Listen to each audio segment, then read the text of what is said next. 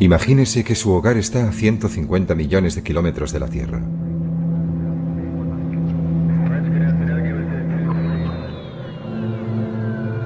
Se han establecido los primeros asentamientos humanos en otros lugares del sistema solar.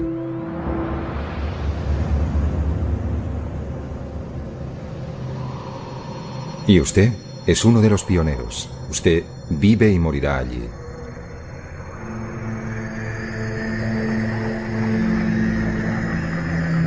Bienvenido al futuro fuera de nuestro planeta madre.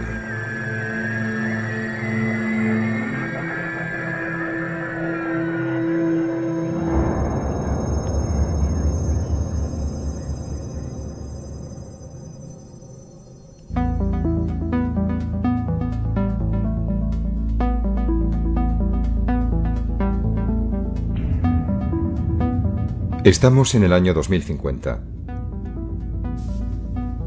La Luna está ya muy poblada por seres humanos, viviendo bajo su superficie y en cráteres cubiertos con una cúpula que permite vivir y respirar.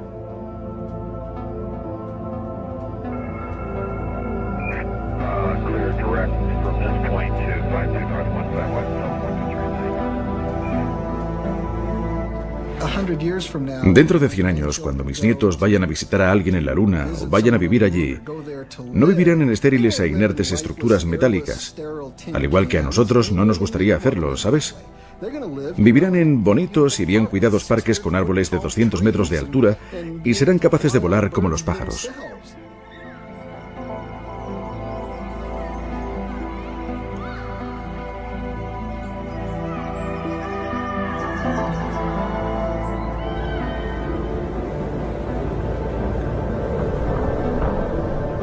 La vida importada de la Tierra está comenzando a arraigar en un planeta donde no ha llovido desde hace casi 4.000 millones de años. Ahora imaginemos Marte. Allí la naturaleza, tal como la encontramos, es estéril, pero nosotros tenemos la oportunidad de introducir la vida. Por eso, cuando pienso cómo es Marte en la actualidad, pienso en un mundo hermoso y muy interesante que me gustaría estudiar con profundidad. Pero cuando imagino Marte con vida, encuentro que es aún más interesante y más valioso en un sentido mucho más profundo. Más tarde, comenzarán a trabajar urbanistas en la superficie marciana, creando un nuevo hogar para los colonos que hayan hecho el mayor viaje de ida, sin vuelta, de sus vidas. Cuando se va a un nuevo lugar como Marte y se establece una nueva rama de la sociedad allí, se tiene la opción de llevarse las mejores ideas y dejar atrás las peores. Y la gente que colonice Marte no deseará volver a la Tierra. Desearán vivir en Marte y desarrollar su futuro allí o quizás incluso más allá, en otro punto del sistema solar.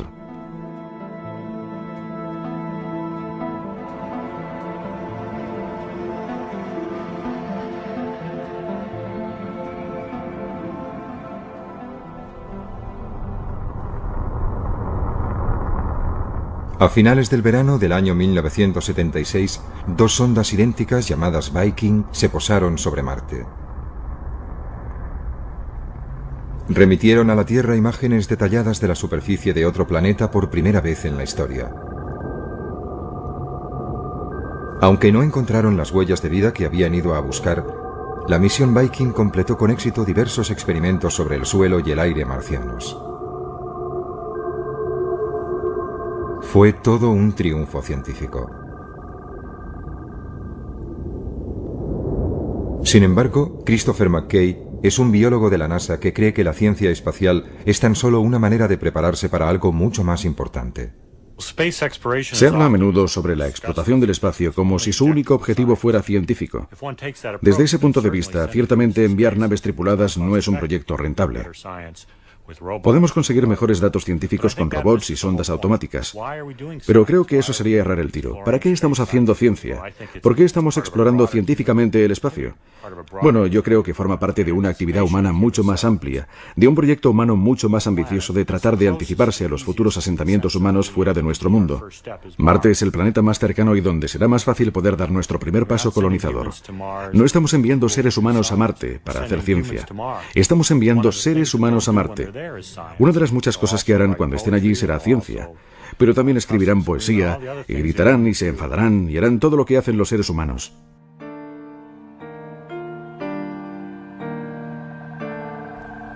La misión Viking fue diseñada para durar tan solo 3 meses, pero sus módulos orbitales y de aterrizaje enviaron un enorme flujo de datos durante 6 años, incluyendo más de 50.000 fotografías que cubrían el 97% de la superficie de Marte.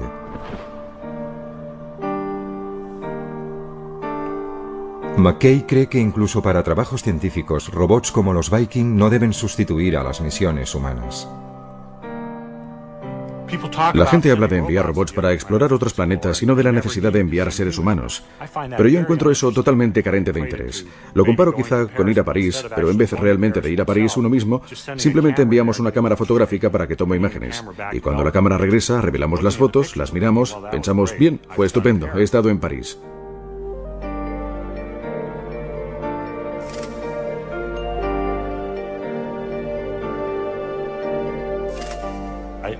Pienso que es la presencia humana.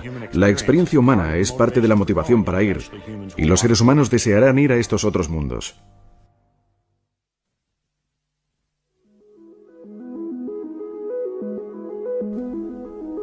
Pero, ¿por qué habríamos de dar el siguiente paso de establecer colonias humanas en otros planetas?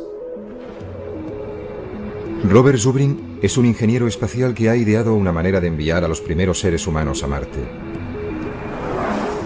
Pero no desea pararse allí. Para él, Marte es en el siglo XXI la nueva frontera, un lugar que aguarda ser habitado por colonos llegados desde la Tierra. La frontera en la Tierra está cerrada. Pienso que a menos que la humanidad quiera llegar a una era de estancamiento, tenemos que estar dispuestos a alcanzar una nueva frontera. Y la nueva frontera está ahí fuera, en el espacio, y particularmente en Marte.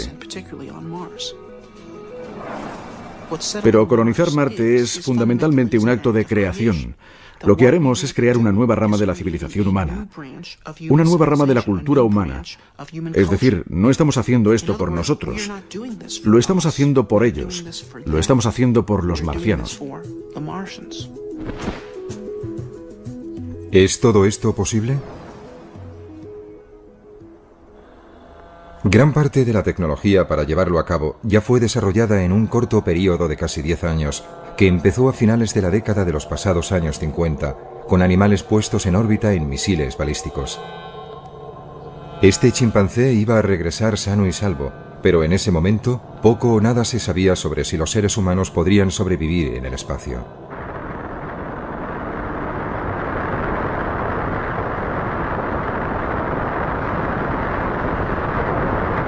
Entonces, a principios de la década de los 60, el presidente estadounidense John Kennedy creyó que el premio más grande del decenio estaba a su alcance. El tren con destino al espacio estaba a punto de partir. Hace muchos años, al gran explorador británico George Mallory, que murió en el monte Everest, se le preguntó por qué quería escalarlo. Él contestó: porque está allí. Bien, el espacio está allí y vamos a escalarlo. Y la Luna y los planetas están allí. 1962. Kennedy ofreció este discurso en la Universidad Rice y todavía resuena. Porque esa meta servirá para organizar y para medir lo mejor de nuestras energías y de nuestras habilidades. Fue probablemente el discurso más brillante de la oratoria política estadounidense del siglo XX. Directo donde más dolía. Tenemos que estar dispuestos a aceptar desafíos como este. Y además hay que mantenerlos y cumplirlos. Y Kennedy y su generación estaban dispuestos a ello. Hemos elegido ir a la Luna. Hemos elegido ir a la Luna.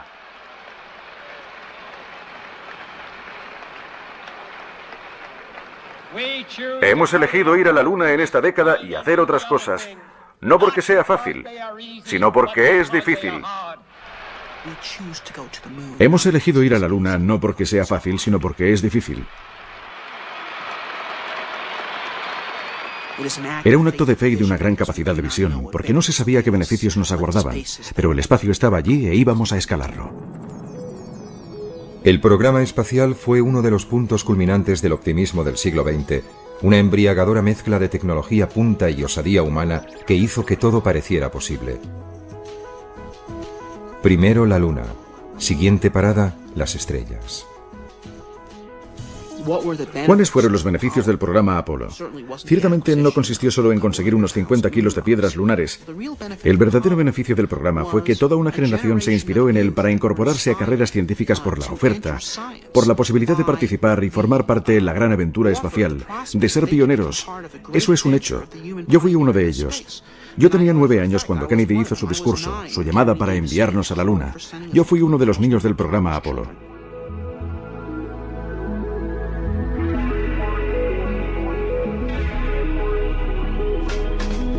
La ambición humana se embarcó a bordo de los cohetes más potentes jamás construidos.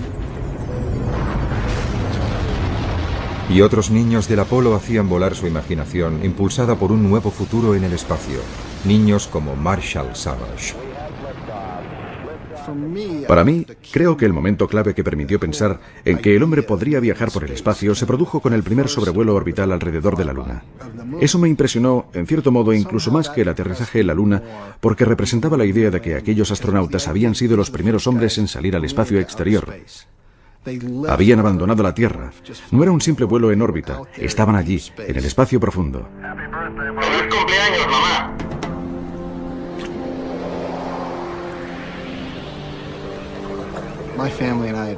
Mi familia y yo nos habíamos tomado un año sabático y viajamos por Europa en una furgoneta Volkswagen. Creo que fuimos la primera familia yuppie que también fue hippie de toda la historia. Estábamos en Nochebuena de 1968, en la isla de Rodas. Un tiempo horrible, lloviendo a cántaros, y el exterior absolutamente oscuro. Estábamos apiñados en nuestra pequeña cápsula que nos servía de soporte vital.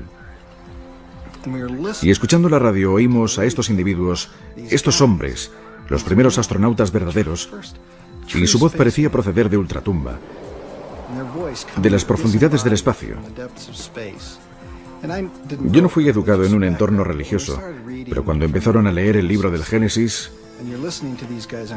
y allí estábamos escuchando a esos muchachos en Nochebuena desde el espacio exterior por primera vez. Dios en el principio creó el cielo y la tierra. La tierra no tenía forma y estaba vacía. Las tinieblas cubrían el abismo y el Espíritu de Dios se desplazaba sobre las aguas. Y dijo Dios, que se haga la luz. Me conmovió, y algo en mi interior me dijo que así era el futuro. Y no solamente el futuro de la humanidad, sino mi futuro personal. Estos individuos me estaban hablando a mí. Y desde el equipo del Apolo 8 cerramos con unas buenas noches, buena suerte, feliz Navidad. Y que Dios bendiga a todos vosotros, a todos los que estáis en la buena tierra.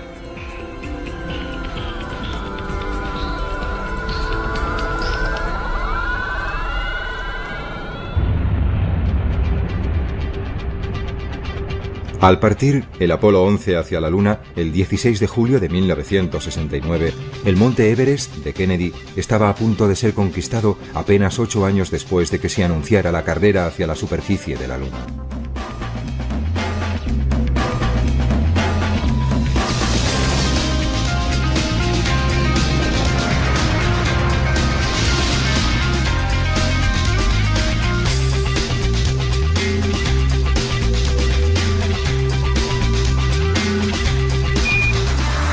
Houston, aquí la base de la tranquilidad.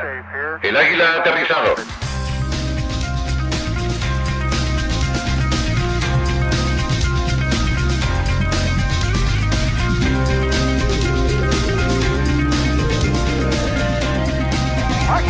¡Cielos!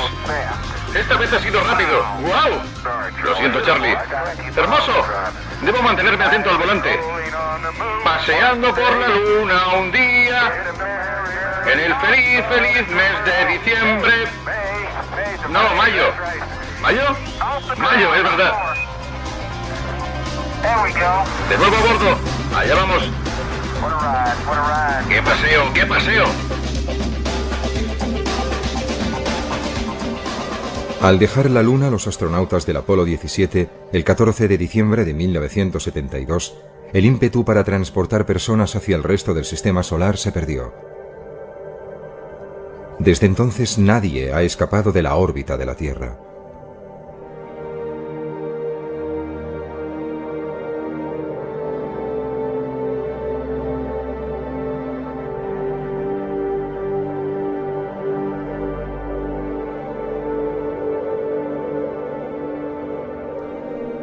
Deberíamos estar ya en Marte. Si hubiéramos continuado el programa espacial en la misma línea que el programa Apolo de finales de los 60, hubiéramos llegado a Marte en 1981. Teníamos ya la capacidad para colonizar la Luna entonces. Teníamos el 85% de la capacidad que necesitábamos para establecer personas en Marte, y entonces se quemaron las naves. Es como si Colón hubiera vuelto al Nuevo Mundo habiendo hecho el descubrimiento y Fernando e Isabel le dijeran, bueno, ¿y qué? ¡Quemad las naves!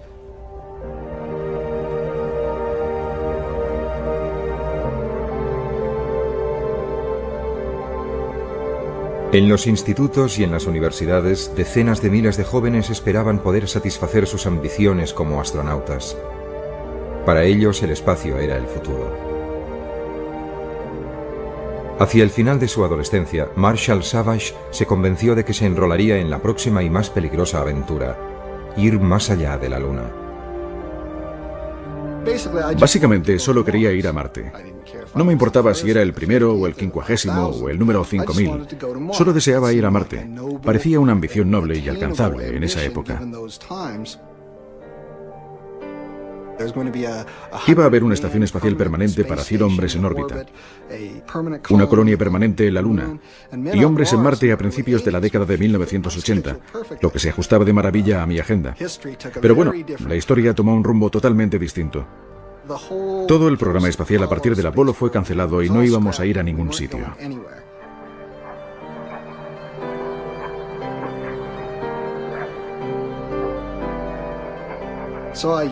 Por tanto, yo no sabía a dónde ir ni cómo, por lo que acabé en una especie de pequeña universidad en Pensilvania llamada Swarthmore, desilusionado con la idea inicial y buscando algo nuevo. Pero mira por dónde, quien apareció por esa universidad para dar una conferencia en el Departamento de Astronomía fue un antiguo alumno llamado Gerard K. O'Neill. Y este empezó su presentación con diapositivas de colonias espaciales del tamaño de ciudades. Y eso, por supuesto, volvió a encender mi mecha. Si nos situamos en la época, quizás a principios de la década de los 90, pudimos ver los primeros hábitats esféricos de tamaño mediano, de varios centenares de metros de diámetro, y con una circunferencia que podía medir perfectamente alrededor de 1,5 kilómetros. Y comparativamente, no muy diferente de cualquier lugar que la humanidad haya considerado tradicionalmente como muy atractivo, como la isla de Capri o la ciudad de Carmel en California, o los barrios más agradables de Londres, o sea el que sea su lugar favorito.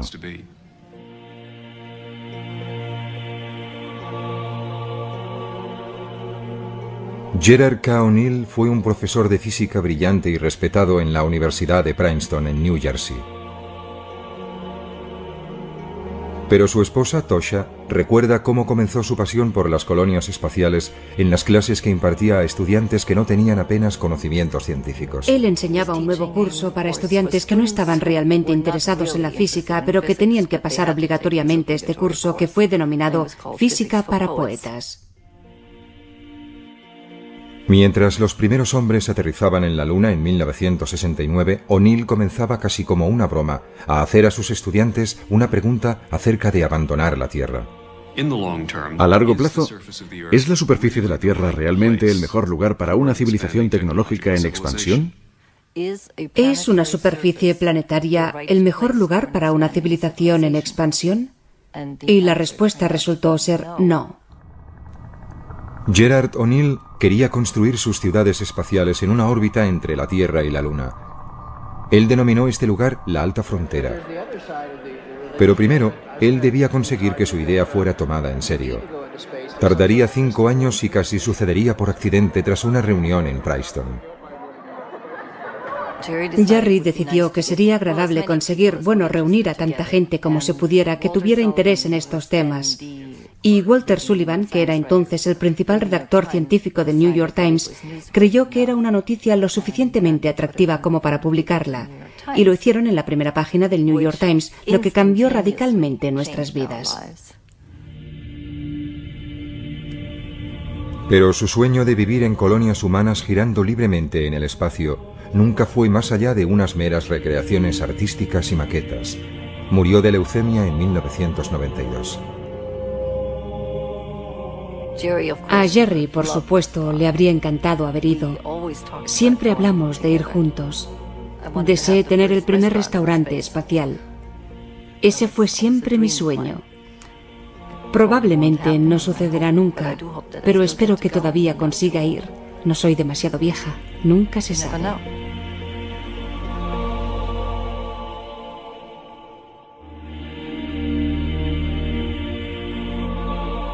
30 años después de que O'Neill propusiera por primera vez las colonias espaciales en órbita, emergió una nueva idea, la de la terraformación, o modelar los planetas hasta que puedan llegar a albergar seres humanos. Marshall Savage cree que nuestro deseo de colonizar otros mundos y de hacerlos similares al nuestro está inculcado en la psique humana. Los seres humanos están programados con una necesidad y amor profundo hacia la belleza natural y el esplendor del planeta Tierra. Sus árboles, sus flores, sus cascadas, sus pájaros, sus mariposas. Estas son las cosas que realmente nos conmueven. Y también es lo que caracterizará la experiencia humana de la colonización espacial de aquí en adelante. Y lo que asombrará a la gente, creo, es cuán natural y similar a la Tierra como un paraíso será esa forma de vida.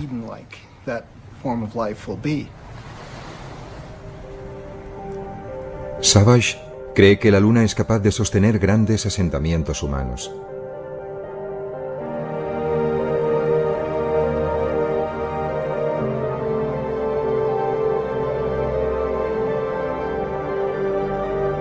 Pero ¿cómo creamos un mundo similar a la Tierra para que viva la gente en un lugar tan estéril y sin atmósfera como es la Luna? Una manera es transformar los cráteres en biosferas, islas autónomas de vida.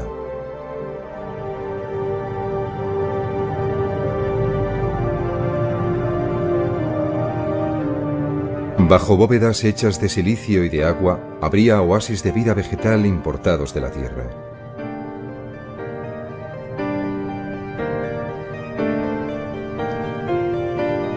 Las personas que vivan en la gravedad de la Luna soportarían solo una sexta parte de su peso en la Tierra. Por eso, en estas bóvedas ligeramente presurizadas, un sueño ancestral podría convertirse en realidad.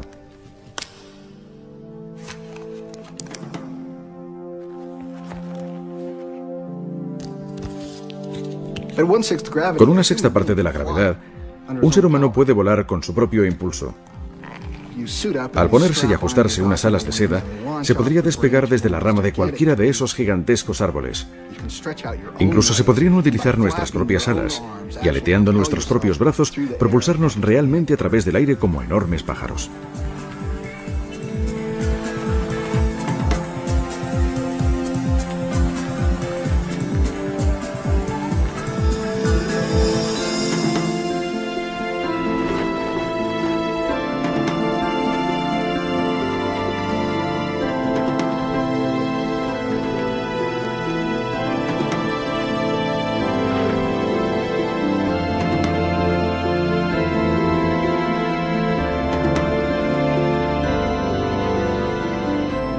Se sabe que la Luna es rica en materias primas como el hierro, el aluminio y el agua congelada, con suficiente cantidad para que Marshall Savage piense que puedan llegar a construirse industrias en la Luna.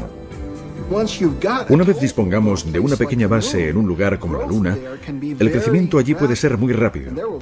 Y durante varios siglos solo habrá trasiego de materiales, arriesgando una actividad industrial como si fuera la Chicago del futuro. Un pequeño planeta con unos grandes hombros, con gente asentando una sólida infraestructura industrial en la Luna.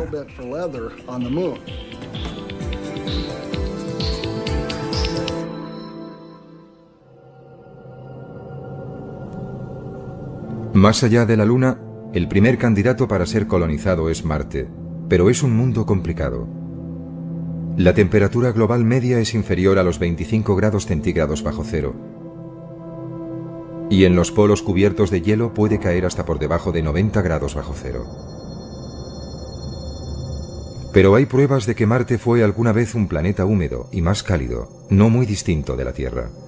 Las cicatrices de su superficie sugieren que alguna vez fue surcada por ríos y mares. ¿A dónde fue a parar el agua entonces? Un poco de ella se halla aprisionada en los dos casquetes polares, pero también pudiera ser que existiera atrapada bajo su superficie. Marte tiene también otros ingredientes que harían posible una terraformación, y no solo en el interior de algunas cúpulas, sino en el planeta entero. Marte tiene todos los recursos necesarios para albergar la vida en su superficie.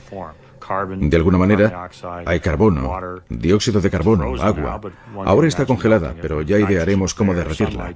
Hay nitrógeno, luz solar. Todos los recursos precisos para sustentar la vida están disponibles, y quizá incluso para hacer un planeta independiente económicamente. Y el desafío siguiente es calentar el planeta y hacer que estos elementos pasen de su estado congelado actual en la superficie a la atmósfera de nuevo. Y hemos aprendido cómo hacerlo eso en la Tierra. Estamos lanzando a la atmósfera gases que provocan el efecto invernadero de manera miles de veces más efectiva que el dióxido de carbono y que crean un manto alrededor de la Tierra que la mantiene caliente. Ahora en la Tierra eso quizás no es una buena idea, pero en Marte es justo lo que necesitamos para calentar ese mundo, para derretir su hielo y para lanzar todos esos elementos de nuevo a la atmósfera. Para fabricar estos gases se necesita carbono, hidrógeno, cloro y flúor. Todos estos elementos pueden estar disponibles en Marte.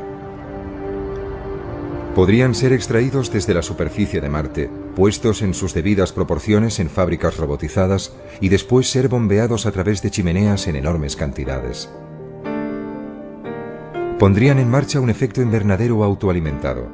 Los casquetes polares se derretirían y la superficie de Marte sería transformada en algo que se parecería mucho a la Tierra. Aparecerían grandes océanos y lagos, y la atmósfera comenzaría a espesarse y a cambiar. La temperatura media en la superficie de Marte se elevaría desde 25 grados bajo cero a algunos grados por encima del punto de congelación.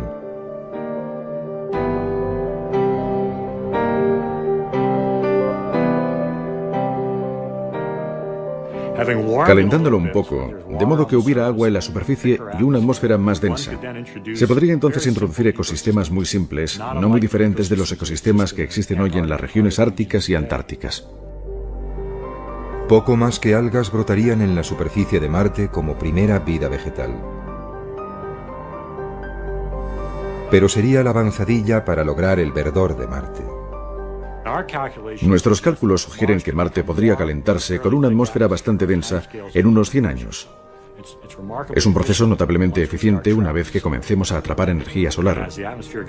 Y como la atmósfera será más densa y el planeta será más cálido, se podrían introducir formas avanzadas de vida más sofisticadas. Y Marte reproduciría la historia evolutiva de la Tierra, solo que mucho más rápidamente porque se apoyaría en la biología terrestre para impulsarse.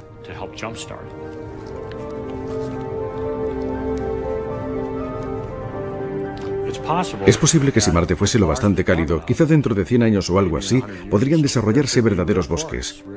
Podríamos imaginar bosques de pinos como se ven en las laderas de una montaña terrestre creciendo en Marte. Para Christopher McKay, desarrollar la vida en Marte es una obligación que compete a los humanos como única especie inteligente.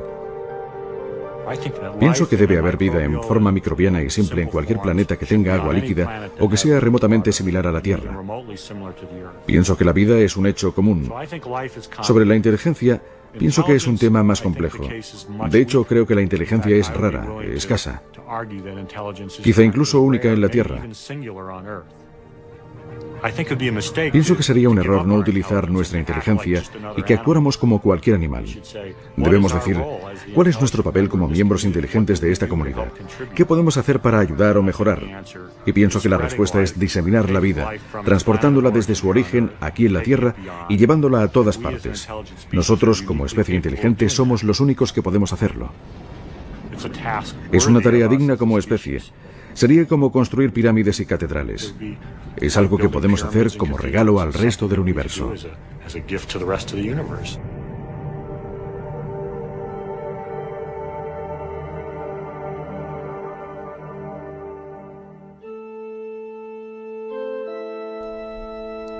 Marte sería como todas las fronteras a las que los seres humanos han hecho frente, desafiante, acogedora, peligrosa. Pero ¿qué es lo que podría motivar a una gran cantidad de personas para emprender un viaje que podría durar un año a un frío y lejano planeta? Una respuesta se puede encontrar entre las reliquias de la historia reciente de los Estados Unidos. En el siglo XIX, una idea arraigó en los Estados Unidos que vio cómo centenares de miles de hombres y mujeres embarcaban en carruajes y trenes hacia el oeste. Y no fue únicamente para buscar fortuna, sino que entendieron que podrían formar parte de algo magnífico, el establecimiento de una nación basada en principios de progreso y libertad, y toda esa gente deseó ser parte de ella.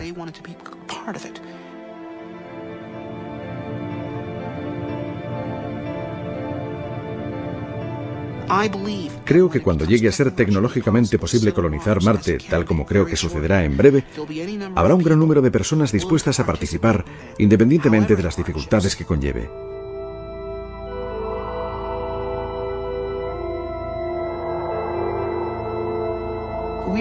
Los Estados Unidos son una nación que fue creada por gente que estaba dispuesta a abrazar el desafío de asumir nuevas fronteras.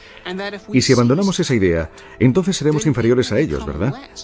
Y esa es la receta para la desintegración y el derrumbamiento. Eso es algo que no podemos permitirnos hacer.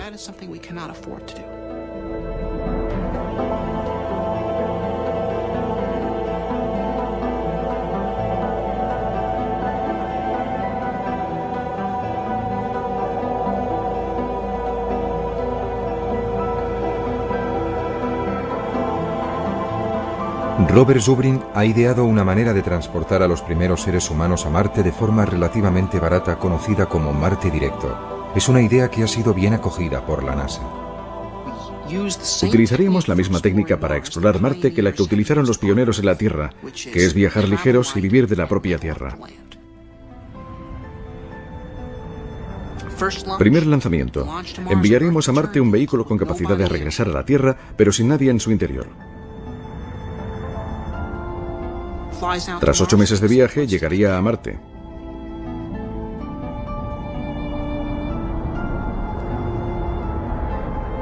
Aterrizaría y accionaría una bomba que aspiraría el aire de Marte, que es de dióxido de carbono, y se le haría reaccionar con un poco de hidrógeno traído desde la Tierra, lo cual permitiría aprovisionar al cohete con oxígeno y metano que usaría para propulsarse.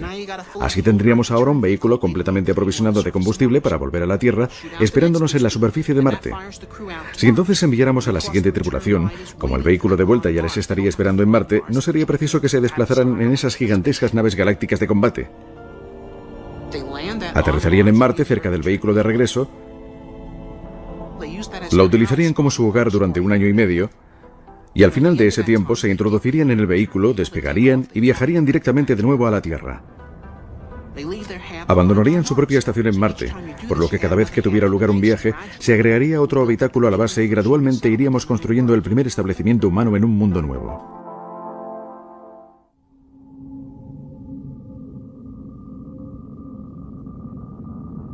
La enorme distancia a Marte impide que los suministros puedan ser transportados regularmente desde la Tierra. Por eso, los primeros colonos deberán excavar para extraer materiales de construcción, almacenar agua, fabricar oxígeno y hacer crecer su alimento directamente de Marte. Pero pronto dominarían las técnicas para vivir de la Tierra.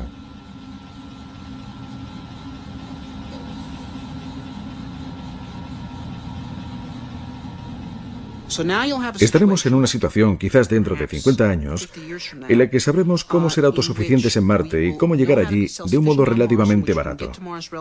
Y en ese punto creo que comenzará la inmigración a gran escala.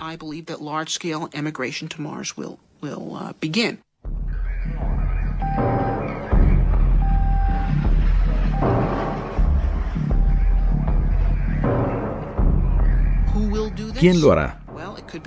Bien, podrían ser aventureros o refugiados. Podrían ser miembros de una secta religiosa que precisen tener un lugar donde ir para hacer su propio mundo. Una vez que llegue a ser posible ir, la gente irá. Creo que 50 años después tendremos más de 1 billón de personas viviendo en Marte. Quisiera vivir cerca del agua y con vistas a las montañas. Por ejemplo, en la orilla de la cuenca Elas, estaríamos al lado de una masa de agua similar a los grandes lagos o al Mediterráneo. Y justo al lado estaría toda una cordillera de montañas hacia el oeste.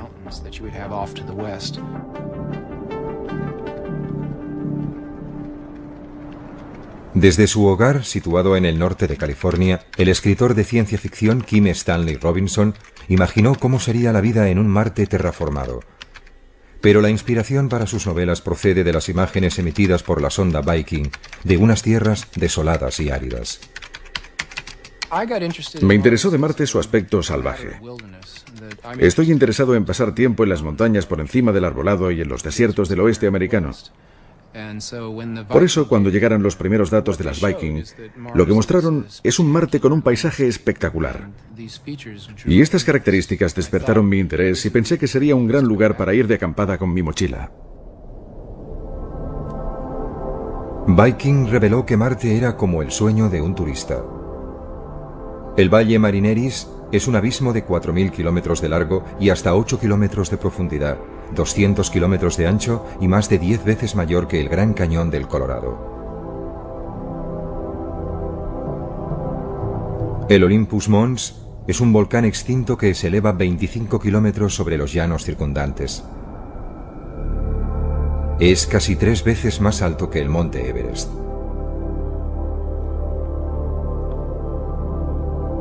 Con toda su variedad, Marte es hoy un enorme desierto vacío. ¿Debería permanecer así? Robinson prevé una batalla entre los defensores de un Marte rojo sin tocar y aquellos que prefieren un Marte verde y vivo. El conflicto rojo-verde en mis novelas tiene que ver con la idea de que habrá gente que se enamore de Marte tal como está ahora, y la idea de terraformarla les sonaría a sacrilegio. Por otra parte, sería mucho más fácil vivir en Marte si lo alteramos para darle una atmósfera y hacerla menos mortal. Tanto los verdes como los rojos, creo, existirán, y se establecerá un conflicto entre ambos. Más pronto o más tarde, Marte estará literalmente terraformada y será posible que la gente viva allí en el exterior de la misma manera que hacen en la Tierra, exceptuando que tendrán solamente 1/3 de la gravedad terrestre.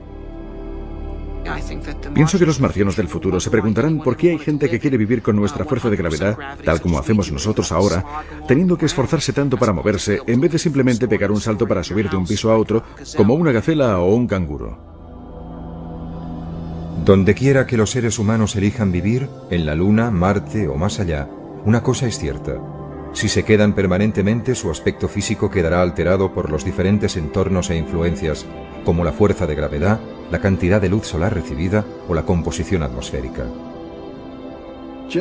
Solo la ocupación de esa clase de entornos va a cambiar a la gente que viva allí en una especie casi enteramente nueva y distinta. Después de 1 o 2 generaciones como máximo, por ejemplo, la gente que sea nativa de la Luna podrá ser varias decenas de centímetros más alta que la gente que sea nativa de la Tierra.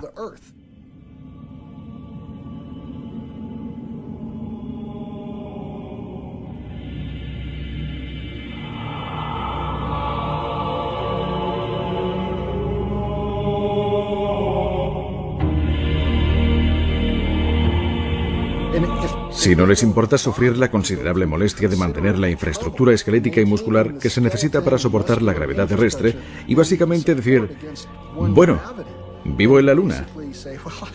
Y ¿sabe? Nunca me voy a desplazar a la Tierra excepto en vídeo o mediante dispositivos oculares holográficos. Voy a ser un selenita. Bueno, estas personas van a ser muy altas y muy delgadas, con una musculatura mínima, y después de cierto número de generaciones podemos encontrarnos literalmente con que los genotipos han evolucionado en una dirección propia diferente.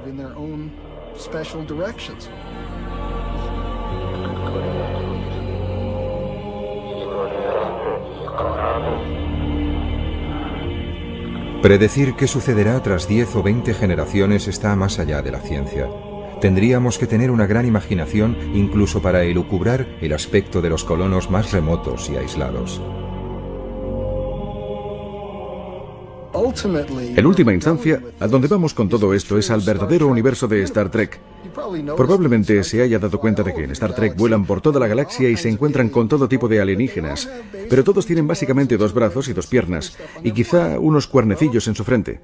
Bien, pienso que en algunos miles o millones de años eso será una realidad, pero la razón es porque todas esas especies habrán tenido su raíz original en la Tierra.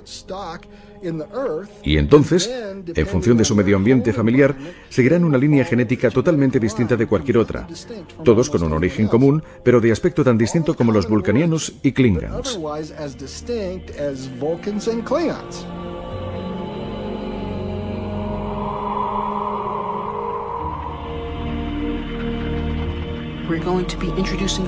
Vamos a introducir variaciones en la especie humana. La Tierra se ha quedado muy pequeña para mantener la diversidad de la cultura humana. En la naturaleza, la diversidad es la llave de la supervivencia de la especie. Y creo que así es como el hombre pervivirá y ampliará su diversidad, al diseminarse por todo el cosmos.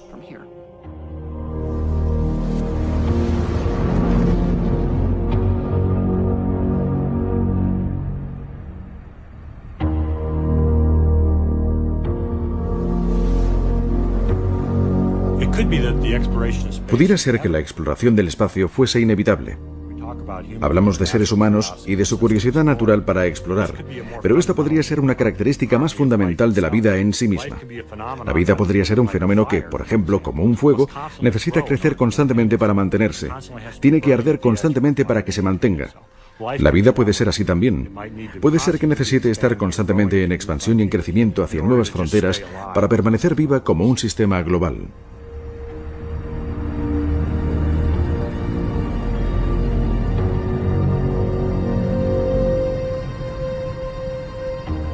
¿En qué estamos pensando los humanos? ¿Cuál es nuestro gran reto? ¿De qué van nuestras historias épicas, nuestras religiones? Todo. Todo gira en torno a la búsqueda de la inmortalidad. La inmortalidad a través de dioses o deidades, o la inmortalidad a través de actos de importancia inmortal. Tanto da que se trate de la colonización del oeste americano o la de Marte. Y esto es más importante que el pan. Esto es por lo que luchará la gente. Esto es por lo que morirá la gente. Y esto es lo que nos enviará al espacio.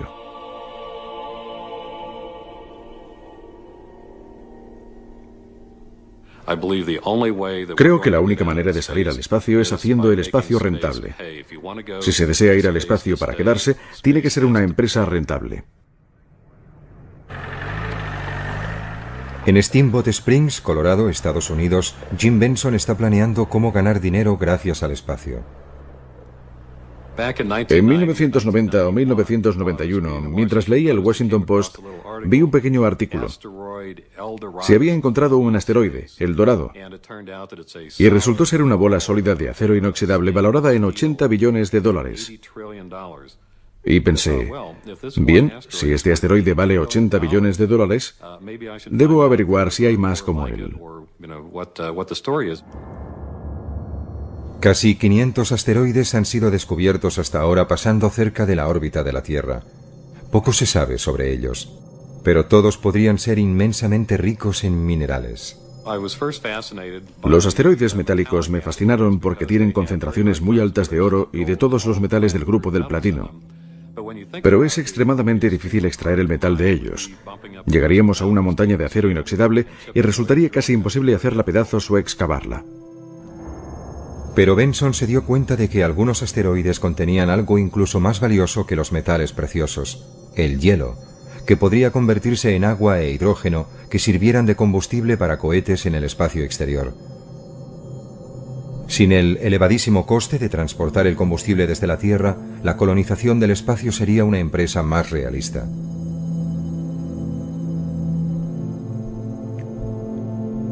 Así, Benson montó una empresa para construir una pequeña sonda diseñada para ir a inspeccionar si había hielo en los asteroides.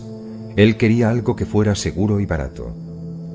Uno de los aspectos clave de nuestra sonda que inspeccionará asteroides es que no estamos haciendo nada nuevo. Toda la tecnología que estamos utilizando se ha utilizado antes. Es tecnología de penúltima generación. Esto resulta más atractivo para el inversor porque podemos hacerlo más barato.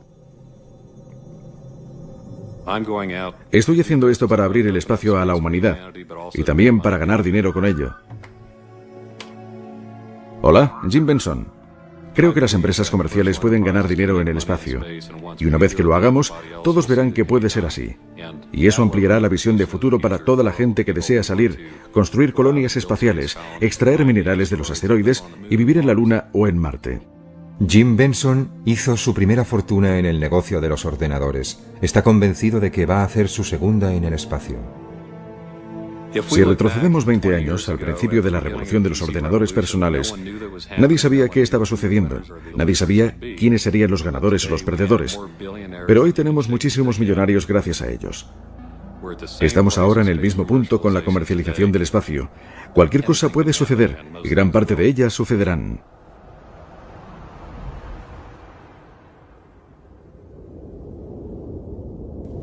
¿Hay límites a la distancia hasta donde se puede llegar para colonizar el espacio? Los límites verdaderos pueden no estar basados en la tecnología, sino en nuestra propia mortalidad. Simplemente no podríamos vivir el tiempo suficiente para llegar más allá de nuestro propio sistema solar. Pero incluso esto podría superarse si pudiéramos diseñar algo lo suficientemente rápido. No estoy seguro de dónde está la frontera de las limitaciones humanas. Creo que viajar a las estrellas es posible. Entendemos la ciencia fundamental que es precisa para crear una nave interestelar. Entendemos las reacciones de fusión que nos proporcionarán la forma básica de energía que, una vez que hayamos resuelto la ingeniería de cómo fabricarla, permitirá que desarrollemos naves que sean capaces de viajar a quizás una décima parte de la velocidad de la luz. Pero incluso con una nave que viajara a esa velocidad se tardaría más de 40 años en llegar al sistema estelar más cercano. Pienso que hay un límite realista en los términos que hacen factible un viaje interestelar. Mírenlo de esta manera. Lo más rápido que han viajado los seres humanos ha sido durante el programa Apolo. A esa velocidad tardaríamos 1 millón de años en llegar a la estrella más cercana. Así es necesario alcanzar velocidades mucho más grandes, porque si no tardaremos milenios enteros en llegar al sistema estelar más cercano. Existen propuestas en ciencia ficción para hacerlo, construyendo esas naves mundo gigantescas con miles de personas que viven en comunidades autosuficientes durante millares de años. Pero si lo hiciéramos así, le garantizo que para cuando llegáramos a la estrella más cercana, una nueva civilización se habría desarrollado ya en ella, en esa nueva estrella, poblada por gente que salió mucho antes desde la Tierra, usando la capacidad industrial de nuestro planeta para construir cohetes de antimateria o algo realmente bueno que se desplazara al 50% de la velocidad de la luz. Llegarían en 8 años, habrían construido una nueva civilización solar mientras la nave inicial seguiría en su viaje de ida. Así, en el momento en que llegaran y salieran de la nave mundo, aparecerían como anticuadísimos seres como Rip Van Winkle, solo útiles para ser entrevistados en programas de televisión matinal. Ese sería su único impacto en esa civilización solar. Así que si no puede ir lo suficientemente rápido, mejor quédese en casa. De 1969 a 1972, solo unos pocos elegidos dejaron la Tierra. 6 misiones Apolo aterrizaron en la Luna. Tan solo 12 astronautas estadounidenses. ¡Oh, qué lugar! ¡Qué vista! ¿Verdad, John? Es absolutamente irreal.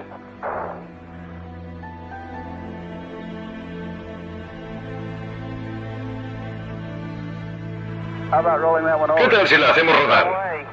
De ninguna manera. Si hacemos eso al oeste de Texas, aparece una serpiente de cascabel. Los recuerdos de un triunfo del siglo XX todavía obsesionan a aquellos que esperaban y conservaban la esperanza de llegar más allá. Es como si todo sucediera ayer, pero estas imágenes tienen un cuarto de siglo de edad.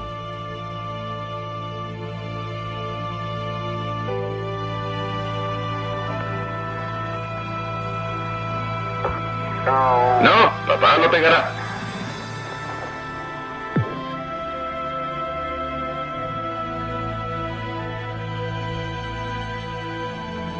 ¿Emprenderá de nuevo la humanidad este camino?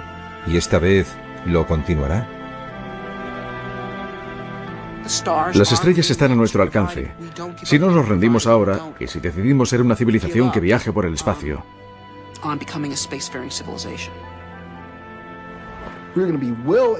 vamos a estar bien atrincherados en el medio ambiente estelar.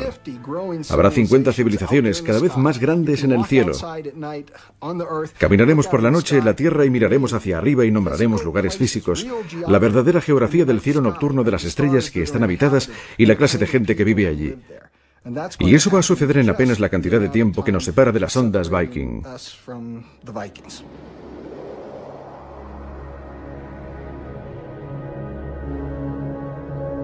Más de 2 décadas después de que llegaran a Marte, las sondas Viking fueron silenciadas para siempre por gigantescas tormentas de polvo. Si no tiene lugar la colonización humana del espacio, las sondas Viking se convertirán en solitarios monumentos conmemorativos de un sueño fracasado.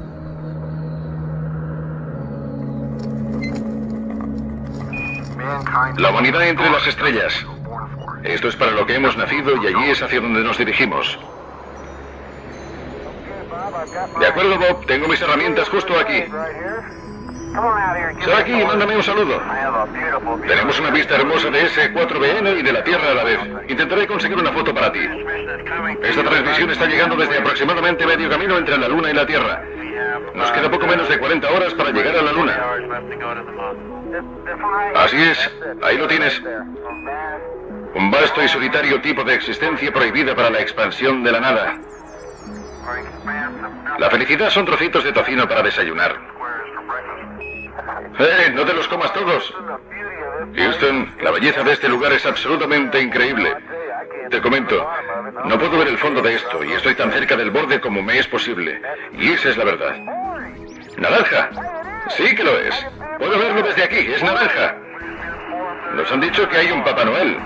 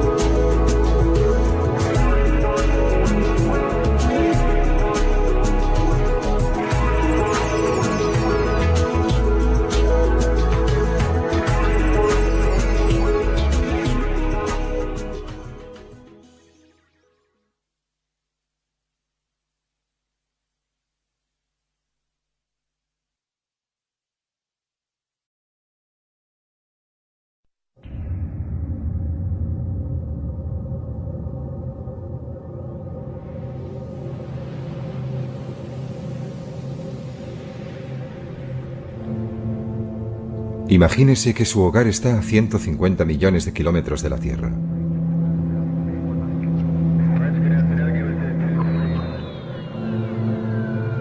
Se han establecido los primeros asentamientos humanos en otros lugares del sistema solar.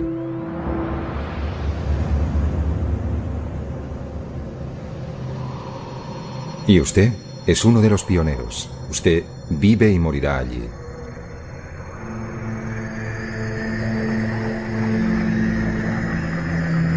Bienvenido al futuro fuera de nuestro planeta madre.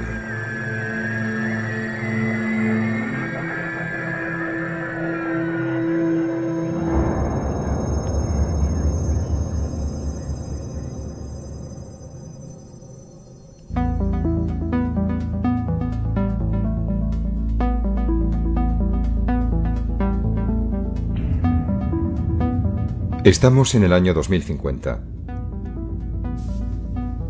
La Luna está ya muy poblada por seres humanos, viviendo bajo su superficie y en cráteres cubiertos con una cúpula que permite vivir y respirar.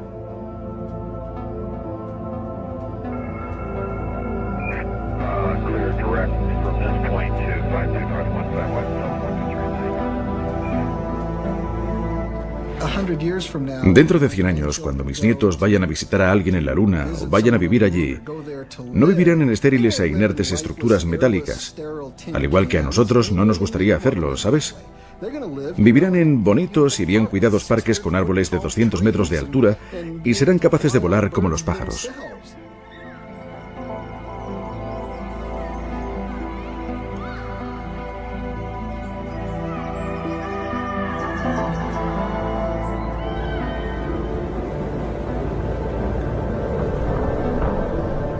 La vida importada de la Tierra está comenzando a arraigar en un planeta donde no ha llovido desde hace casi 4.000 millones de años. Ahora imaginemos Marte. Allí la naturaleza, tal como la encontramos, es estéril, pero nosotros tenemos la oportunidad de introducir la vida. Por eso, cuando pienso cómo es Marte en la actualidad, pienso en un mundo hermoso y muy interesante que me gustaría estudiar con profundidad. Pero cuando imagino Marte con vida, encuentro que es aún más interesante y más valioso en un sentido mucho más profundo. Más tarde, comenzarán a trabajar urbanistas en la superficie marciana, creando un nuevo hogar para los colonos que hayan hecho el mayor viaje de ida, sin vuelta, de sus vidas. Cuando se va a un nuevo lugar como Marte y se establece una nueva rama de la sociedad allí, se tiene la opción de llevarse las mejores ideas y dejar atrás las peores. Y la gente que colonice Marte no deseará volver a la Tierra. Desearán vivir en Marte y desarrollar su futuro allí, o quizás incluso más allá, en otro punto del sistema solar.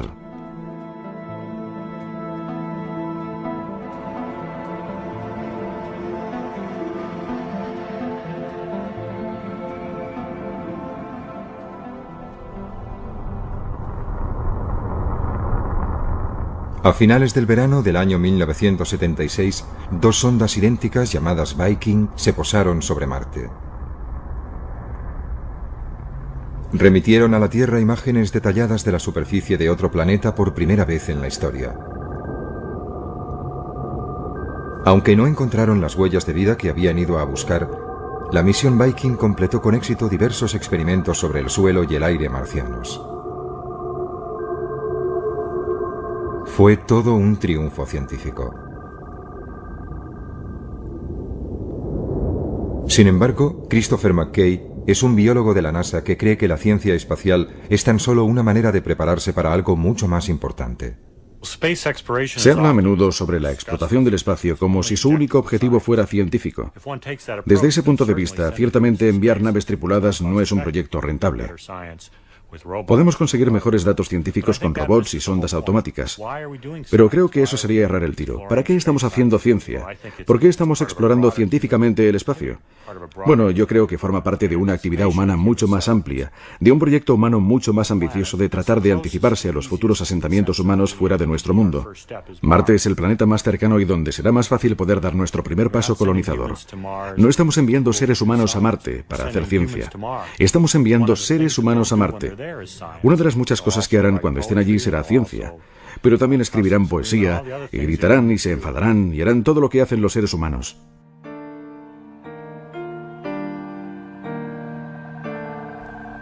La misión Viking fue diseñada para durar tan solo 3 meses, pero sus módulos orbitales y de aterrizaje enviaron un enorme flujo de datos durante 6 años, incluyendo más de 50.000 fotografías que cubrían el 97% de la superficie de Marte.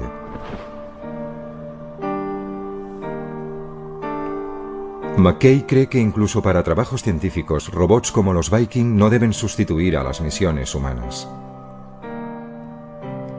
La gente habla de enviar robots para explorar otros planetas y no de la necesidad de enviar seres humanos.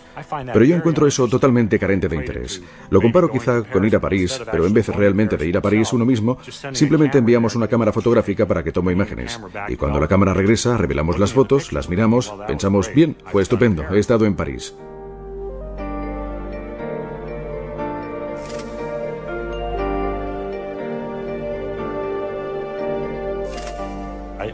Pienso que es la presencia humana. La experiencia humana es parte de la motivación para ir, y los seres humanos desearán ir a estos otros mundos.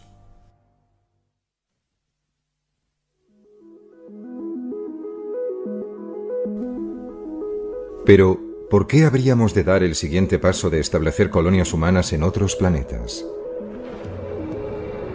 Robert Zubrin es un ingeniero espacial que ha ideado una manera de enviar a los primeros seres humanos a Marte. Pero no desea pararse allí. Para él, Marte es en el siglo XXI la nueva frontera, un lugar que aguarda ser habitado por colonos llegados desde la Tierra. La frontera en la Tierra está cerrada. Pienso que a menos que la humanidad quiera llegar a una era de estancamiento, tenemos que estar dispuestos a alcanzar una nueva frontera. Y la nueva frontera está ahí fuera, en el espacio, y particularmente en Marte. Pero colonizar Marte es fundamentalmente un acto de creación. Lo que haremos es crear una nueva rama de la civilización humana, una nueva rama de la cultura humana. Es decir, no estamos haciendo esto por nosotros, lo estamos haciendo por ellos, lo estamos haciendo por los marcianos. ¿Es todo esto posible?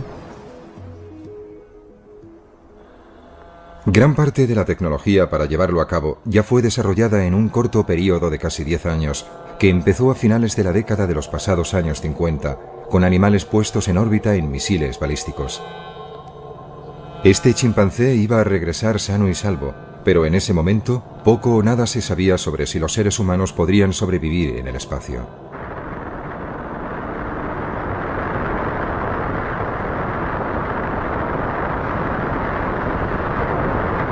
Entonces, a principios de la década de los 60, el presidente estadounidense John Kennedy creyó que el premio más grande del decenio estaba a su alcance.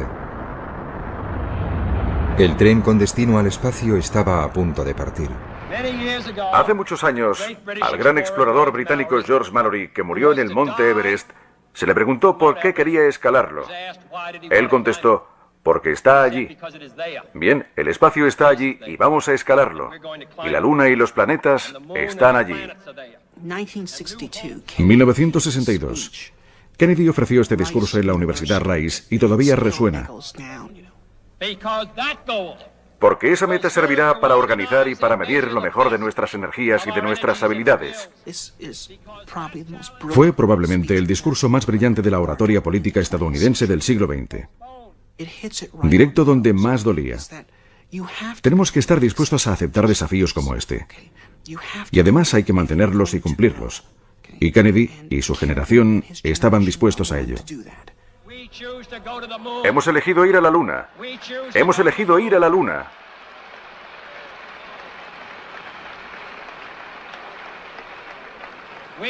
Hemos elegido ir a la Luna en esta década y hacer otras cosas. No porque sea fácil, sino porque es difícil. Hemos elegido ir a la Luna no porque sea fácil, sino porque es difícil.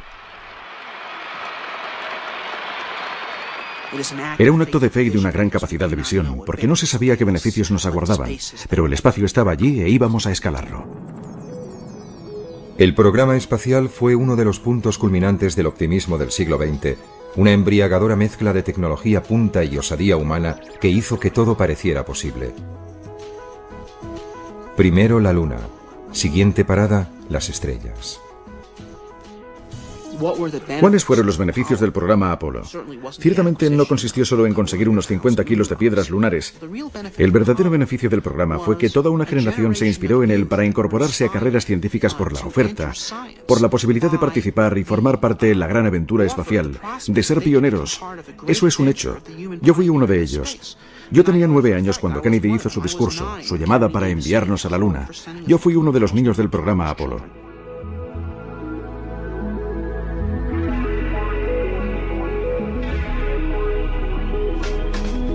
La ambición humana se embarcó a bordo de los cohetes más potentes jamás construidos. Y otros niños del Apolo hacían volar su imaginación, impulsada por un nuevo futuro en el espacio. Niños como Marshall Savage.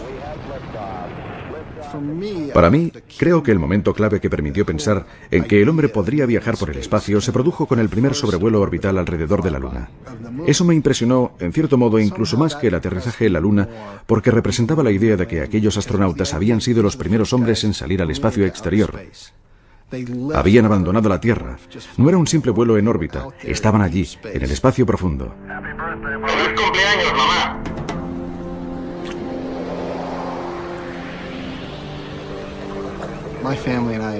Mi familia y yo nos habíamos tomado un año sabático y viajamos por Europa en una furgoneta Volkswagen.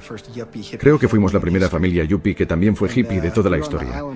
Estábamos en Nochebuena de 1968, en la isla de Rodas. Un tiempo horrible, lloviendo a cántaros, y el exterior absolutamente oscuro. Estábamos apiñados en nuestra pequeña cápsula que nos servía de soporte vital. Y escuchando la radio oímos a estos individuos, estos hombres, los primeros astronautas verdaderos, y su voz parecía proceder de ultratumba, de las profundidades del espacio. Yo no fui educado en un entorno religioso, pero cuando empezaron a leer el libro del Génesis, y allí estábamos escuchando a esos muchachos en Nochebuena desde el espacio exterior por primera vez. Dios en el principio Creó el cielo y la tierra. La tierra no tenía forma y estaba vacía. Las tinieblas cubrían el abismo y el Espíritu de Dios se desplazaba sobre las aguas. Y dijo Dios, que se haga la luz. Me conmovió, y algo en mi interior me dijo que así era el futuro. Y no solamente el futuro de la humanidad, sino mi futuro personal. Estos individuos me estaban hablando a mí. Y desde el equipo del Apolo 8 cerramos con unas buenas noches, buena suerte, feliz Navidad. Y que Dios bendiga a todos vosotros, a todos los que estáis en la buena tierra.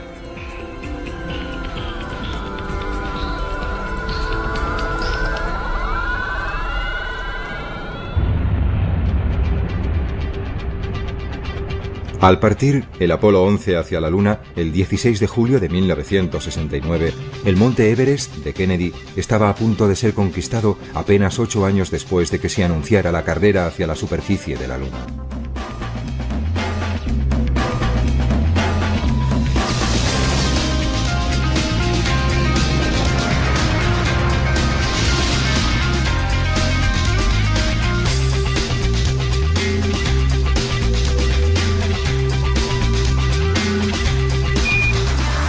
Houston, aquí la base de la tranquilidad. El Águila ha aterrizado.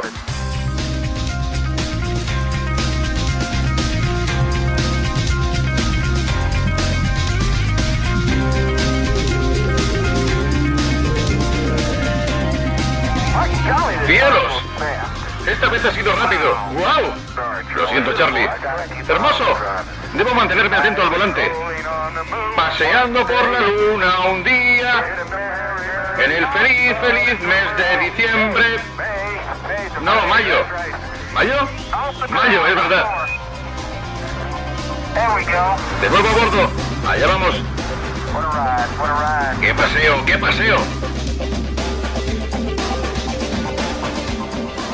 Al dejar la Luna, los astronautas del Apolo 17, el 14 de diciembre de 1972, el ímpetu para transportar personas hacia el resto del sistema solar se perdió. Desde entonces nadie ha escapado de la órbita de la Tierra.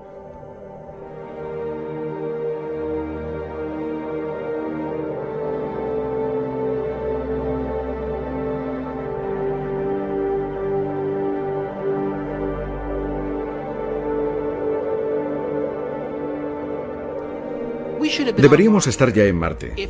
Si hubiéramos continuado el programa espacial en la misma línea que el programa Apolo de finales de los 60, hubiéramos llegado a Marte en 1981. Teníamos ya la capacidad para colonizar la Luna entonces. Teníamos el 85% de la capacidad que necesitábamos para establecer personas en Marte, y entonces se quemaron las naves.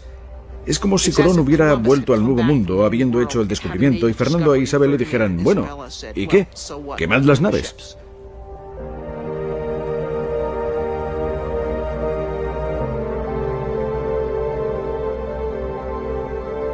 En los institutos y en las universidades, decenas de miles de jóvenes esperaban poder satisfacer sus ambiciones como astronautas. Para ellos, el espacio era el futuro. Hacia el final de su adolescencia, Marshall Savage se convenció de que se enrolaría en la próxima y más peligrosa aventura: ir más allá de la Luna. Básicamente, solo quería ir a Marte. No me importaba si era el primero o el 50º o el número 5000. Solo deseaba ir a Marte. Parecía una ambición noble y alcanzable en esa época. Iba a haber una estación espacial permanente para 100 hombres en órbita, una colonia permanente en la Luna y hombres en Marte a principios de la década de 1980, lo que se ajustaba de maravilla a mi agenda. Pero bueno, la historia tomó un rumbo totalmente distinto. Todo el programa espacial a partir del Apolo fue cancelado y no íbamos a ir a ningún sitio.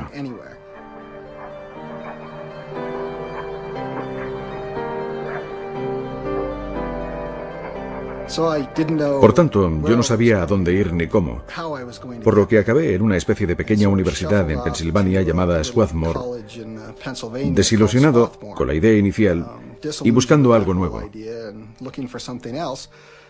Pero mira por dónde, quien apareció por esa universidad para dar una conferencia en el departamento de astronomía fue un antiguo alumno llamado Gerard K. O'Neill. Y este empezó su presentación con diapositivas de colonias espaciales del tamaño de ciudades. Y eso, por supuesto, volvió a encender mi mecha. Si nos situamos en la época, quizás a principios de la década de los 90, pudimos ver los primeros hábitats esféricos de tamaño mediano, de varios centenares de metros de diámetro, y con una circunferencia que podía medir perfectamente alrededor de 1,5 kilómetros. Y comparativamente, no muy diferente de cualquier lugar que la humanidad haya considerado tradicionalmente como muy atractivo, como la isla de Capri o la ciudad de Carmel en California, o los barrios más agradables de Londres, o sea el que sea su lugar favorito.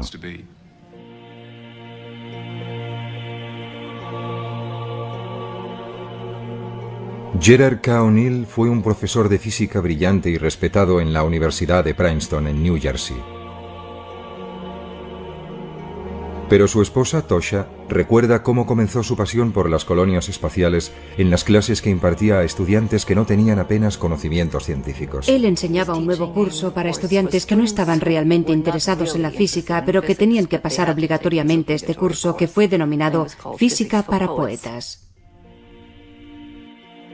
Mientras los primeros hombres aterrizaban en la Luna en 1969, O'Neill comenzaba casi como una broma a hacer a sus estudiantes una pregunta acerca de abandonar la Tierra. A largo plazo, ¿es la superficie de la Tierra realmente el mejor lugar para una civilización tecnológica en expansión? ¿Es una superficie planetaria el mejor lugar para una civilización en expansión? Y la respuesta resultó ser no. Gerard O'Neill quería construir sus ciudades espaciales en una órbita entre la Tierra y la Luna. Él denominó este lugar la Alta Frontera. Pero primero, él debía conseguir que su idea fuera tomada en serio. Tardaría 5 años y casi sucedería por accidente tras una reunión en Princeton. Jerry decidió que sería agradable conseguir, reunir a tanta gente como se pudiera que tuviera interés en estos temas. Y Walter Sullivan, que era entonces el principal redactor científico del New York Times, creyó que era una noticia lo suficientemente atractiva como para publicarla. Y lo hicieron en la primera página del New York Times, lo que cambió radicalmente nuestras vidas. Pero su sueño de vivir en colonias humanas girando libremente en el espacio nunca fue más allá de unas meras recreaciones artísticas y maquetas. Murió de leucemia en 1992. A Jerry, por supuesto, le habría encantado haber ido. Siempre hablamos de ir juntos. Deseé tener el primer restaurante espacial. Ese fue siempre mi sueño. Probablemente no sucederá nunca, pero espero que todavía consiga ir. No soy demasiado vieja, nunca se sabe.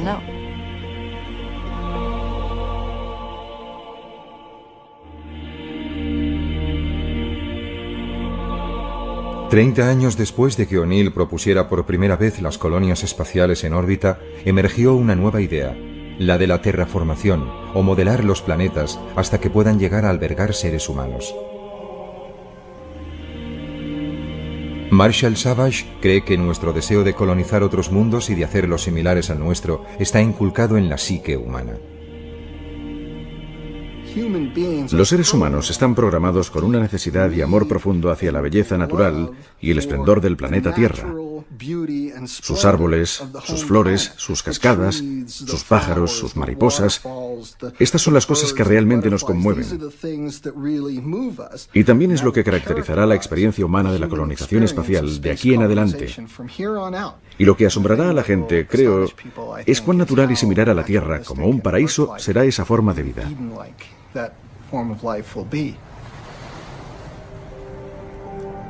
Savage cree que la Luna es capaz de sostener grandes asentamientos humanos.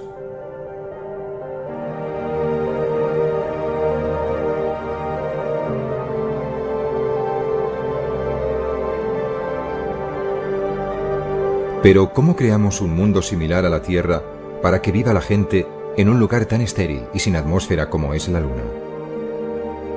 Una manera es transformar los cráteres en biosferas, islas autónomas de vida.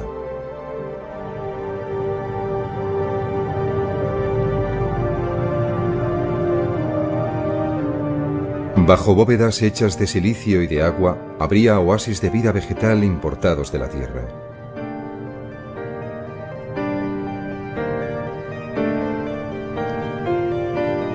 Las personas que vivan en la gravedad de la Luna soportarían solo una sexta parte de su peso en la Tierra. Por eso, en estas bóvedas ligeramente presurizadas, un sueño ancestral podría convertirse en realidad.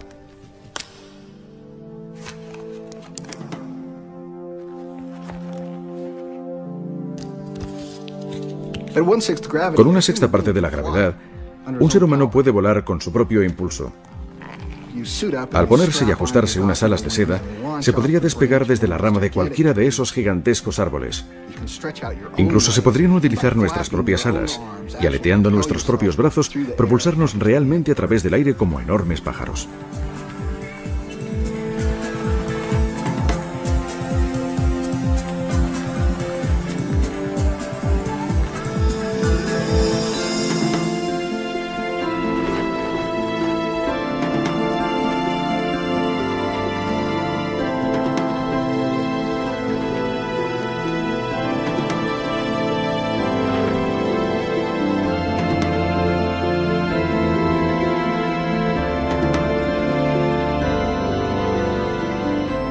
Se sabe que la Luna es rica en materias primas como el hierro, el aluminio y el agua congelada, con suficiente cantidad para que Marshall Savage piense que puedan llegar a construirse industrias en la Luna. Una vez dispongamos de una pequeña base en un lugar como la Luna, el crecimiento allí puede ser muy rápido. Y durante varios siglos solo habrá trasiego de materiales, arriesgando una actividad industrial como si fuera la Chicago del futuro. Un pequeño planeta con unos grandes hombros, con gente asentando una sólida infraestructura industrial en la Luna.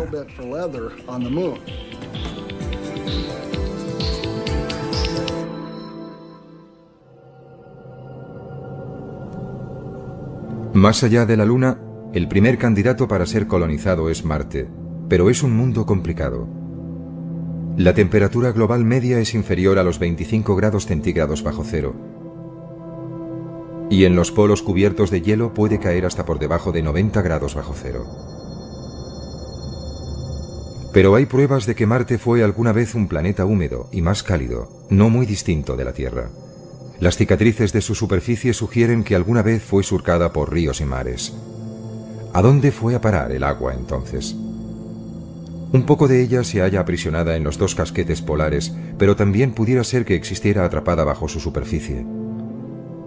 Marte tiene también otros ingredientes que harían posible una terraformación, y no solo en el interior de algunas cúpulas, sino en el planeta entero.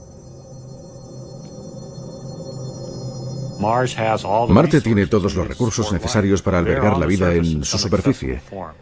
De alguna manera, hay carbono, dióxido de carbono, agua. Ahora está congelada, pero ya idearemos cómo derretirla. Hay nitrógeno, luz solar. Todos los recursos precisos para sustentar la vida están disponibles, y quizá incluso para hacer un planeta independiente económicamente. Y el desafío siguiente es calentar el planeta y hacer que estos elementos pasen de su estado congelado actual en la superficie a la atmósfera de nuevo. Y hemos aprendido cómo hacerlo eso en la Tierra. Estamos lanzando a la atmósfera gases que provocan el efecto invernadero de manera miles de veces más efectiva que el dióxido de carbono y que crean un manto alrededor de la Tierra que la mantiene caliente. Ahora en la Tierra eso quizás no es una buena idea, pero en Marte es justo lo que necesitamos para calentar ese mundo, para derretir su hielo y para lanzar todos esos elementos de nuevo a la atmósfera. Para fabricar estos gases se necesita carbono, hidrógeno, cloro y flúor. Todos estos elementos pueden estar disponibles en Marte. Podrían ser extraídos desde la superficie de Marte, puestos en sus debidas proporciones en fábricas robotizadas y después ser bombeados a través de chimeneas en enormes cantidades. Pondrían en marcha un efecto invernadero autoalimentado. Los casquetes polares se derretirían y la superficie de Marte sería transformada en algo que se parecería mucho a la Tierra. Aparecerían grandes océanos y lagos, y la atmósfera comenzaría a espesarse y a cambiar. La temperatura media en la superficie de Marte se elevaría desde 25 grados bajo cero a algunos grados por encima del punto de congelación.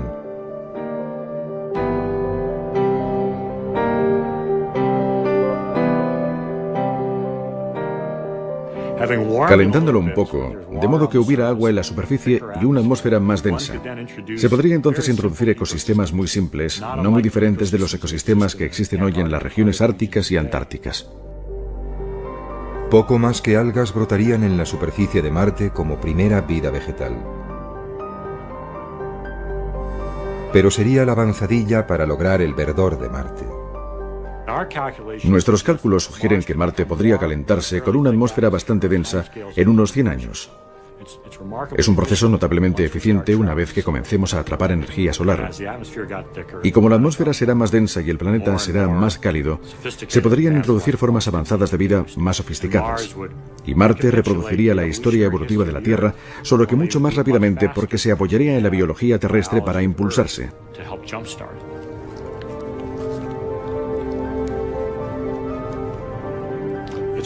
Es posible que si Marte fuese lo bastante cálido, quizá dentro de 100 años o algo así, podrían desarrollarse verdaderos bosques. Podríamos imaginar bosques de pinos como se ven en las laderas de una montaña terrestre creciendo en Marte. Para Christopher McKay, desarrollar la vida en Marte es una obligación que compete a los humanos como única especie inteligente. Pienso que debe haber vida en forma microbiana y simple en cualquier planeta que tenga agua líquida o que sea remotamente similar a la Tierra. Pienso que la vida es un hecho común. Sobre la inteligencia, pienso que es un tema más complejo. De hecho, creo que la inteligencia es rara, escasa, quizá incluso única en la Tierra. Pienso que sería un error no utilizar nuestra inteligencia y que actuáramos como cualquier animal. Debemos decir, ¿cuál es nuestro papel como miembros inteligentes de esta comunidad? ¿Qué podemos hacer para ayudar o mejorar? Y pienso que la respuesta es diseminar la vida, transportándola desde su origen aquí en la Tierra y llevándola a todas partes. Nosotros, como especie inteligente, somos los únicos que podemos hacerlo. Es una tarea digna como especie. Sería como construir pirámides y catedrales. Es algo que podemos hacer como regalo al resto del universo.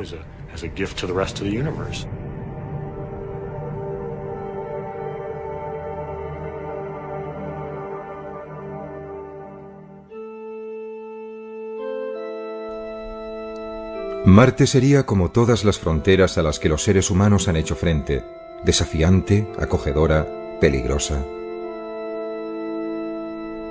Pero ¿qué es lo que podría motivar a una gran cantidad de personas para emprender un viaje que podría durar un año a un frío y lejano planeta? Una respuesta se puede encontrar entre las reliquias de la historia reciente de los Estados Unidos. En el siglo XIX, una idea arraigó en los Estados Unidos que vio cómo centenares de miles de hombres y mujeres embarcaban en carruajes y trenes hacia el oeste. Y no fue únicamente para buscar fortuna, sino que entendieron que podrían formar parte de algo magnífico, el establecimiento de una nación basada en principios de progreso y libertad, y toda esa gente deseó ser parte de ella.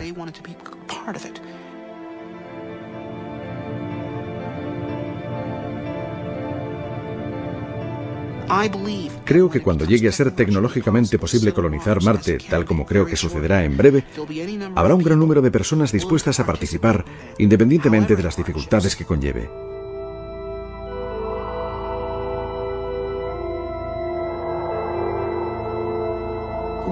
Los Estados Unidos son una nación que fue creada por gente que estaba dispuesta a abrazar el desafío de asumir nuevas fronteras. Y si abandonamos esa idea, entonces seremos inferiores a ellos, ¿verdad? Y esa es la receta para la desintegración y el derrumbamiento. Eso es algo que no podemos permitirnos hacer.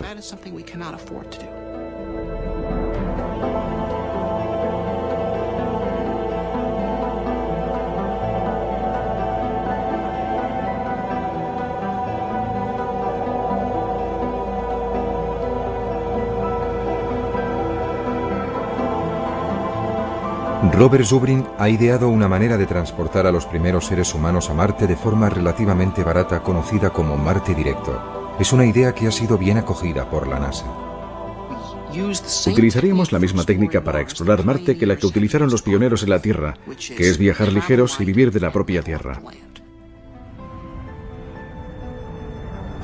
Primer lanzamiento. Enviaremos a Marte un vehículo con capacidad de regresar a la Tierra, pero sin nadie en su interior. Tras 8 meses de viaje, llegaría a Marte.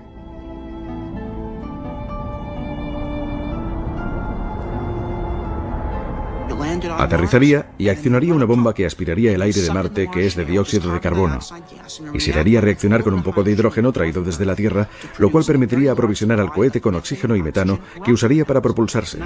Así tendríamos ahora un vehículo completamente aprovisionado de combustible para volver a la Tierra, esperándonos en la superficie de Marte. Si entonces enviáramos a la siguiente tripulación, como el vehículo de vuelta ya les estaría esperando en Marte, no sería preciso que se desplazaran en esas gigantescas naves galácticas de combate. Aterrizarían en Marte cerca del vehículo de regreso, la utilizarían como su hogar durante 1 año y medio, y al final de ese tiempo se introducirían en el vehículo, despegarían y viajarían directamente de nuevo a la Tierra. Abandonarían su propia estación en Marte, por lo que cada vez que tuviera lugar un viaje, se agregaría otro habitáculo a la base y gradualmente iríamos construyendo el primer establecimiento humano en un mundo nuevo.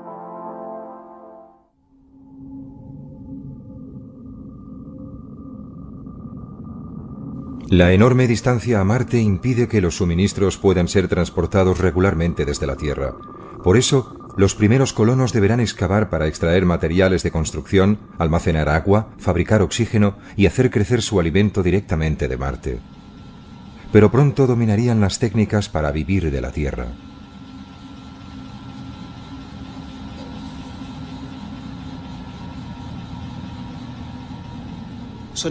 Estaremos en una situación, quizás dentro de 50 años, en la que sabremos cómo ser autosuficientes en Marte y cómo llegar allí de un modo relativamente barato. Y en ese punto creo que comenzará la inmigración a gran escala.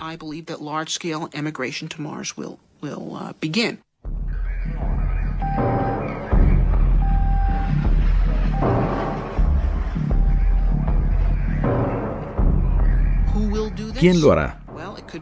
Bien, podrían ser aventureros o refugiados. Podrían ser miembros de una secta religiosa que precisen tener un lugar donde ir para hacer su propio mundo. Una vez que llegue a ser posible ir, la gente irá. Creo que 50 años después tendremos más de 1 billón de personas viviendo en Marte.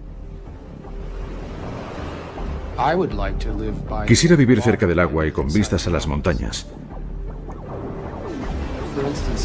Por ejemplo, en la orilla de la cuenca Elas, estaríamos al lado de una masa de agua similar a los grandes lagos o al Mediterráneo. Y justo al lado estaría toda una cordillera de montañas hacia el oeste.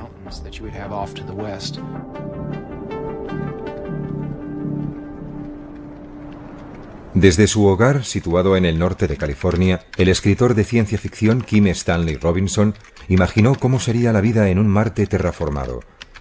Pero la inspiración para sus novelas procede de las imágenes emitidas por la sonda Viking de unas tierras desoladas y áridas.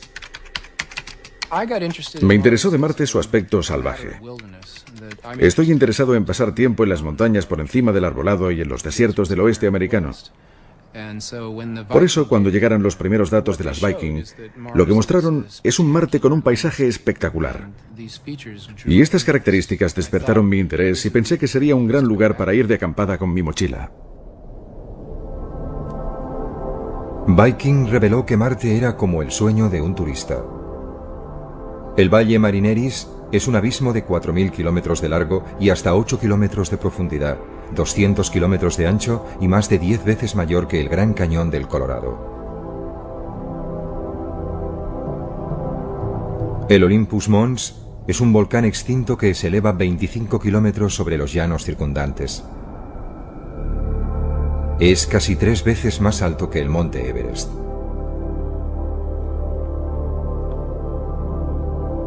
Con toda su variedad, Marte es hoy un enorme desierto vacío. ¿Debería permanecer así? Robinson prevé una batalla entre los defensores de un Marte rojo sin tocar y aquellos que prefieren un Marte verde y vivo.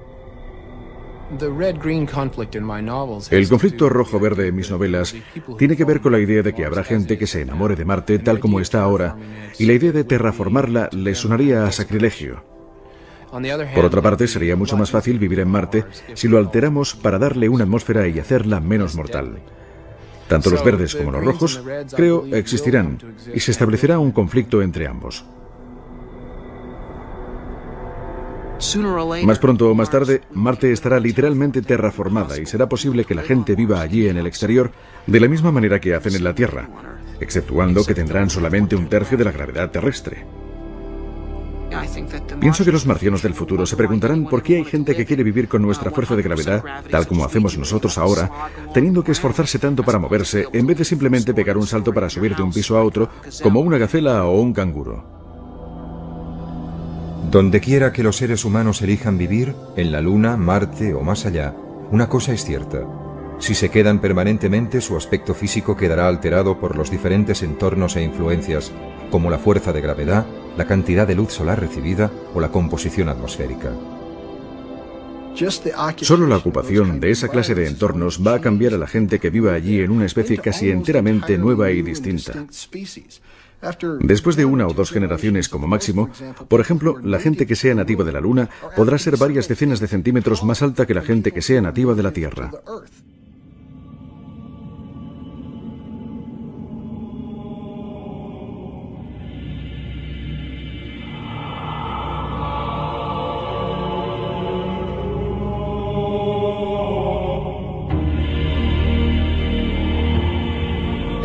Si no les importa sufrir la considerable molestia de mantener la infraestructura esquelética y muscular que se necesita para soportar la gravedad terrestre y básicamente decir, bueno, vivo en la Luna. Y ¿sabe? Nunca me voy a desplazar a la Tierra excepto en vídeo o mediante dispositivos oculares holográficos. Voy a ser un selenita. Bueno, estas personas van a ser muy altas y muy delgadas, con una musculatura mínima, y después de cierto número de generaciones podemos encontrarnos literalmente con que los genotipos han evolucionado en una dirección propia diferente.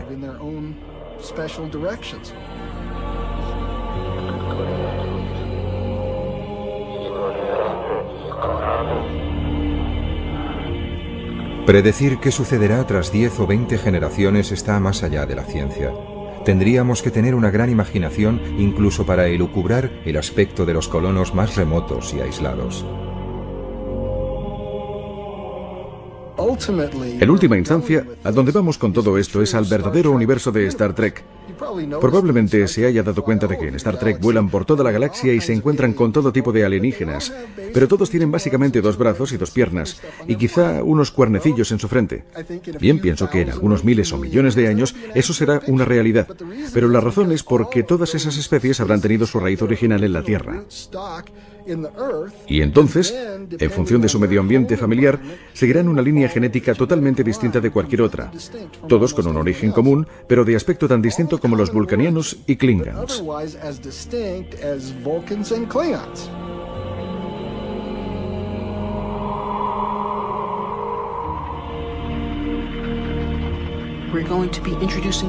Vamos a introducir variaciones en la especie humana. La Tierra se ha quedado muy pequeña para mantener la diversidad de la cultura humana. En la naturaleza, la diversidad es la llave de la supervivencia de la especie. Y creo que así es como el hombre pervivirá y ampliará su diversidad, al diseminarse por todo el cosmos.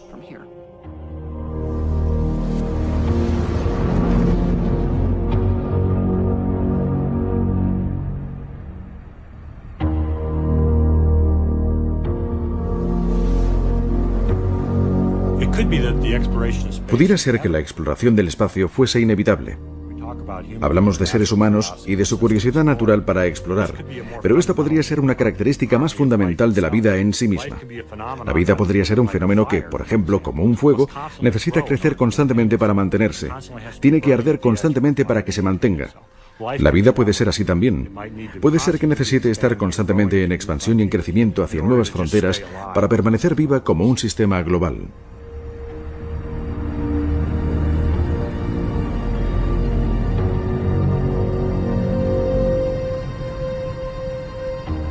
¿En qué estamos pensando los humanos? ¿Cuál es nuestro gran reto?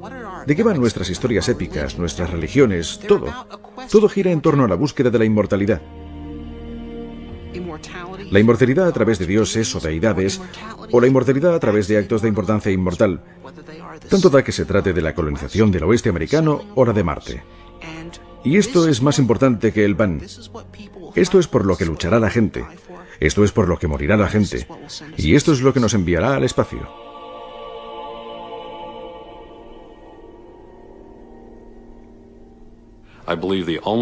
Creo que la única manera de salir al espacio es